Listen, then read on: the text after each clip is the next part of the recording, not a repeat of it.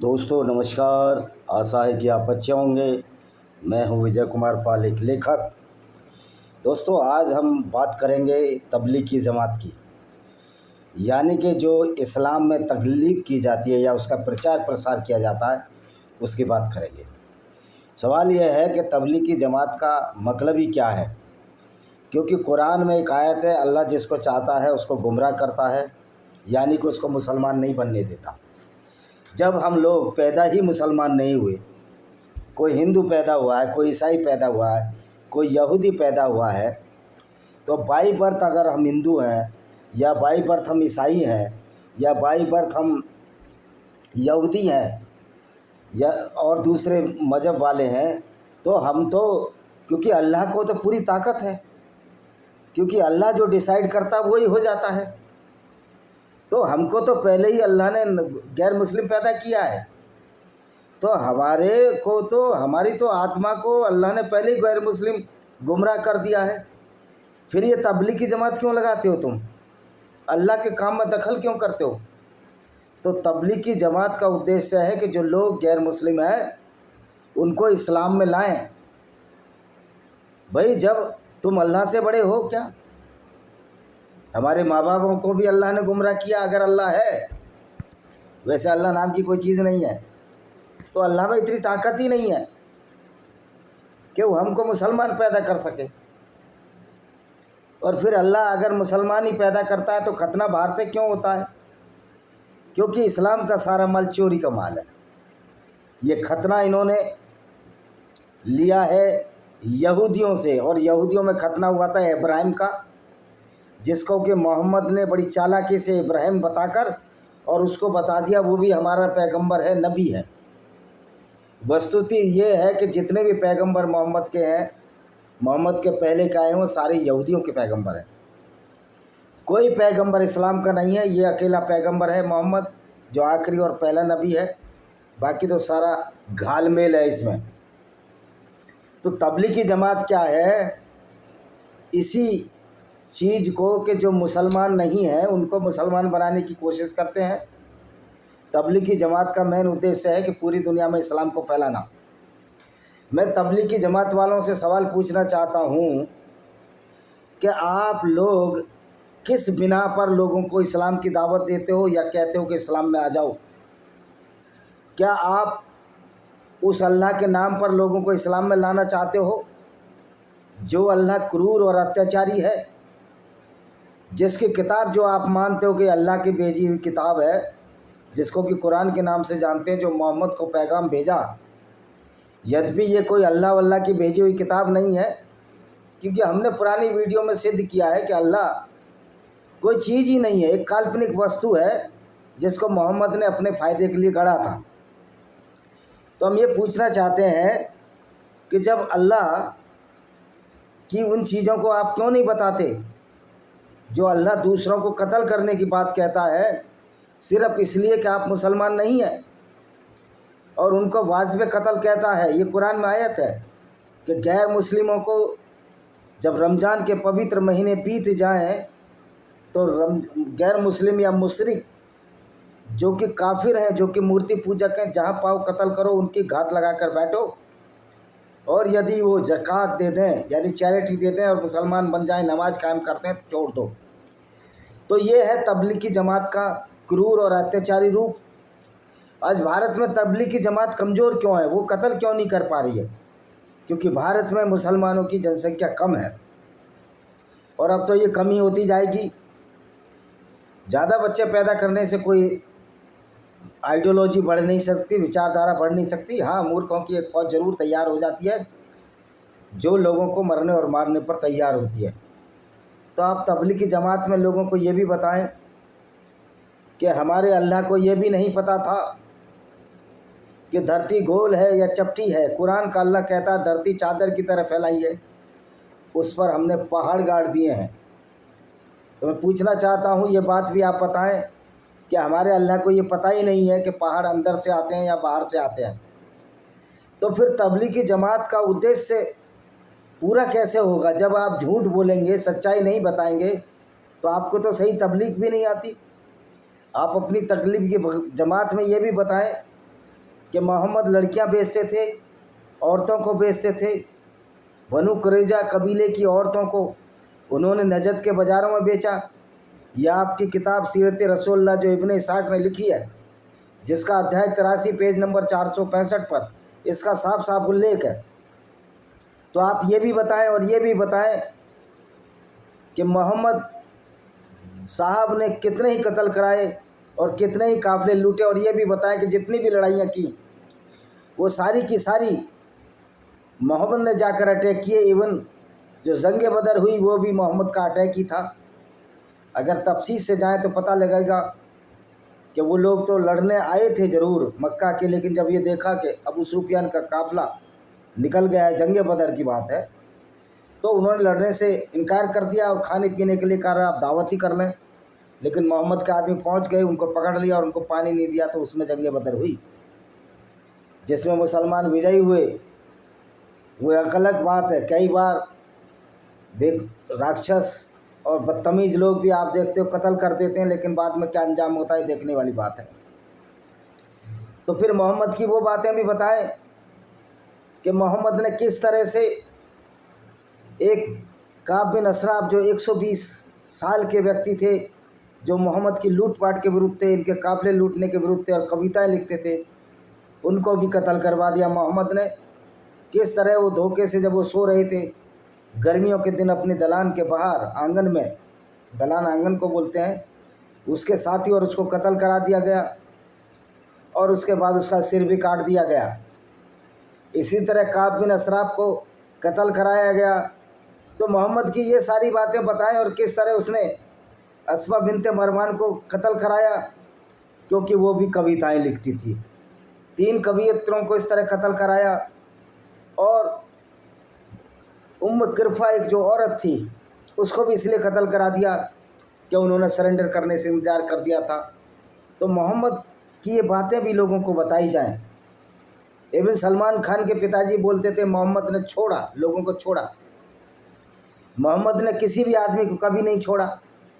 अगर ये मोहम्मद में छोड़ने का गुण होता तो आज जो मुसलमानों में जो गुण आया है, जो अल्लाह के नाम पर जो कत्ल गारत करते हैं, यानी कि सलमान खान के पिताजी भी झूठ बोलते हैं। आप देखिए, ये उस पैगंबर को जो एक लुटेरा था, कातिल था, उसको बचाने के लिए क्या क्या बातें करते हैं और उसको नबी दयानतदार बताने की कोशिश करते हैं। तो दोस्तों, क्या इस तरह के नबी होने चाहिए? क्या ये रोल मॉडल होना चाहिए किसी का नबी? ऐसा कैरेक्टर जो पूरी दुनिया में काफ़िले लूटता रहा हो, गैर मुस्लिमों को कत्ल करता रहा हो, जिसकी वजह से आज कन्हैया कुमार का भी कत्ल हो गया, रुपेश पांडे, कमलेश कुमार तिवारी कत्ल होते आ रहे हैं। फहरिस्त बहुत लंबी है। और आज कहते हैं कि हिंदू मुस्लिम भाईचारा होना चाहिए। जो ये हिंदू मुस्लिम भाईचारे की बात करते हैं, मैं उनसे पूछना चाहता हूँ कि ये भाईचारा पाकिस्तान में क्यों नहीं हिंदू मुस्लिम भाई भाई के नारे लगते? पाकिस्तान एक इस्लामिक कंट्री है और इस्लामिक कंट्री में किसी भी गैर इस्लामिक बात को तवज्जो नहीं दी जाती है। और ये निहायत ही गैर इस्लामिक बात है कि हिंदू मुस्लिम भाई भाई, क्योंकि इस्लाम के अनुसार कोई भी हिंदू मुस्लिम भाई भाई नहीं हो सकता। अगर कोई मुस्लिम आपका भाई है तो सही मायने में अच्छा इंसान है, लेकिन इस्लाम की नज़र में वो गुनाह कर रहा है, क्योंकि वो काफिर के साथ दोस्ती कर रहा है। काफिर के साथ तो खाना भी हराम है। ये बातें अभी तबलीगी जमात वाले क्यों नहीं बताते लोगों को? ये सारी बातें बतानी चाहिए, तब मैं मानूं कि अगर कोई इस्लाम में आ जाए। और जो इस्लाम में आते हैं मूर्ख लोग, उनको झूठ झूठ बताया जाता है। तबलीगी जमात झूठ बोलती है, मोहम्मद के कुकर्म और मोहम्मद की सच्ची बातों को ना बताकर झूठ झूठ बातों को घुमाती रहती है। सच्चाई ये है कि जो हम बोल रहे हैं, अगर गलत बोल रहा हूँ तो आपके पास सुप्रीम कोर्ट है, हाई कोर्ट है। हम सुप्रीम कोर्ट के जजों से ही पूछेंगे, क्या मोहम्मद ने काफ़िले नहीं लूटे? क्या मोहम्मद ने औरतों को बाज़ारों में नहीं बेचा? क्या ये इनकी किताबों में कहीं वर्णित नहीं है? तो तबलीगी जमात पूरी दुनिया में एक बहुत बड़ा षड्यंत्र है। ये लोगों को झूठी झूठी बातें बताकर, हिंदुओं को फुसलाकर, उनकी बहन बेटियों को फुसलाकर उनको मुसलमान बनाना चाहते हैं। और जब मुसलमान बन जाती हैं तब उनकी औकात, मुसलमान हिंदू लड़की की भी औकात समझ में आ जाती है कि कुरान के हिसाब से औरत की जो औकात है, एक जो कुतिया होती है जो बच्चे देती है, उससे भी गई बीती है। क्योंकि इस्लाम में गैर मुस्लिम औरतों की तो इज्जत है ही नहीं। उनको तो ये लूट कर मलिका अमीन, सेक्स स्लेव, दासी, लौंडी बांदी बनाकर उनको बाज़ारों में बेच सकते हैं। और ये काम सऊदी अरब में अभी तक होता रहा। यूनाइटेड नेशन ऑर्गेनाइजेशन ने जब इस पर रोक लगाई तो सऊदी अरब को मजबूरन कानून बनाना पड़ा। हालांकि मलिका अमीन या सेक्स स्लेव लूट कर लाई औरतों पर अभी भी कोई प्रतिबंध नहीं है। अगर खुदा न खास्ता पाकिस्तान से भारत हार जाता है तो इस्लामिक रूल के अनुसार भारत की जितनी भी गैर मुस्लिम औरतें हैं उनकी मलिका अमीन बन जाएंगी, उनकी सेक्स स्लेव और रखेल बन जाएंगी, क्योंकि इस्लाम इसकी अनुमति देता है। ये है इस्लाम का क्रूर और अत्याचारी रूप, ये घिनौना रूप। क्योंकि जब 1971 में भारतीय सेना ने बांग्लादेश को आज़ाद किया था तो पाकिस्तान के इस्लामिक फ़ौजों ने सबसे ज़्यादा हिंदू औरतों के साथ बलात्कार किया था। क्योंकि युद्ध में जीती गई गैर मुस्लिम औरतें मलिका अमीन हैं, उनके साथ संभोग किया जा सकता है, उनके साथ बलात्कार किया जा सकता है, यानी कि रैप किया जा सकता है। ये बात भी बतानी चाहिए तबलीगी जमात वालों को, गैर मुस्लिमों को। अगर उनकी मर्जी हो तो इस्लाम कबूल करेंगे, मर्जी होगी तो नहीं इस्लाम कबूल करेंगे। और ये भी बता देना चाहिए, लोग कहते हैं कि कुरान में कहाँ ऐसा कुछ लिखा हुआ है। कुरान में कहीं नहीं लिखा हुआ। ऐसे मूर्ख हिंदुओं की संख्या बहुत ज़्यादा है, ऐसे मूर्ख ईसाइयों की संख्या बहुत ज़्यादा है, ऐसे मूर्ख गैर मुस्लिमों की संख्या ज़्यादा है। The non Muslim, the stupid non Muslims are in very large number who also propagate that there is no violence in the Quran. Certainly they are the stupids. They are the super duper stupids, and they are only feeling that they are sleeping, but they are not sleeping. They are only oozing. तो ऐसे लोग जो जानते बूझते हुए भी आंखें बंद किए हैं, उन मूर्खों को मेरा यही उपदेश है, क्या इतिहास से आपने सबक नहीं लिया कि किस तरह से लोग ये कहते रहे हिंदू मुस्लिम भाईचारा। कोई भी मौलाना हिंदू मुस्लिम भाईचारा कहता है, उसे पूछो कि कुरान में कहाँ लिखा है कि गैर मुसलमान के साथ भाईचारा हो सकता है। सर्टेनली नहीं हो सकता। ये इस्लाम की शिक्षा नहीं है। ये बात भी तबलीगी जमात वाले क्यों नहीं बताते? आखिर तबलीगी जमात वाले ये बात क्यों नहीं बताते कि मोहम्मद खाने में भी थूकते थे, मोहम्मद आटे में भी थूकते थे, और मोहम्मद के लेटरिन टट्टी को भी लोग आज भी पाक मानते हैं। सैकड़ों वीडियो डले पड़े हैं, बोलते हैं अगर मोहम्मद का थूक होता, उनका पेशाब होता तो हम पी लेते। तो ये गाय के मूत्र पर टिप्पणी करने वाले क्यों एक इंसान का मूत्र पीने पर आमदा रहते हैं? और वो इंसान जो पूरी ज़िंदगी औरतों में लिपटा रहा, औरतों के बीच में रहा, औरतों के झुंड के बीच में रहा, 6 साल की आयशा के साथ, जिसने 9 साल की उम्र में जब वो हो गई तो उसके साथ इंटरकोर्स किया। तो ऐसे पैगंबर के बारे में तबलीगी जमात वाले क्यों नहीं बताते? तबलीगी जमात वालों को इस्लाम की सच्चाई बतानी चाहिए, मोहम्मद की क्रूरता का वर्णन भी करना चाहिए, और किस तरह अल्लाह मूर्खतापूर्ण बातें कुरान में करता है उसका भी खुलासा इनको करना चाहिए। ये क्यों नहीं करते? ये क्यों नहीं बताते कि कुरान का अल्लाह कहता है कि धरती स्थिर है और सूर्य उसके चारों तरफ घूमता है। ये कुरान का अल्लाह धरती को स्थिर मानता है, जबकि पूरी दुनिया को मालूम है कि धरती स्थिर नहीं है। धरती अपनी धुरी पर घूमती है और सूर्य के चारों तरफ भी घूमती है, जिससे एक साल में वर्ष होता है 365 समथिंग टाइम में ये घूमती है। तो आपने ये देखा 365 से कुछ कम में। तो आप ये ने देखा कि किस तरह से इस्लाम में जो तबलीगी जमात है सत्यों और तथ्यों को छिपाकर तबलीगी जमात फैलाने की बात करती है। और यही वजह है कि आज तबलीगी जमात सक्सेस हो नहीं रही है, ना सक्सेस होगी, क्योंकि तबलीगी जमात वाले झूठ बोलते हैं। ये तबलीग करने जाते हैं, अभी छांगुर मियाँ पकड़ा गया, इतने वीडियो डालने के बाद भी अगर लोगों को समझ में नहीं आ रहा कि ये जो इस्लाम का पैगंबर है कोई अच्छा व्यक्ति नहीं था, ये तो एक ऐसा व्यक्ति था जिसका कैरेक्टर एक दिन भी फॉलो करने लायक नहीं है, इसका चरित्र एक दिन भी फॉलो करने लायक नहीं है। जो शख्स पूरी दुनिया में आग लगाकर चला गया, पूरी दुनिया को 2 हिस्सों में बांट गया, इसके कैरेक्टर की बात करना ये तबलीगी जमात को बताना चाहिए तबलीगी जमात में एहसास होना चाहिए कि वो इस्लाम की सच्चाई को सबके सामने लाए, वो ये बताए कि किस तरह मोहम्मद साहब ने पूरी दुनिया में आग लगा दी और ये आग पूरी दुनिया में आज 2 हिस्सों में दुनिया बट गई है और पूरी दुनिया में आतंकवाद फैल रहा है।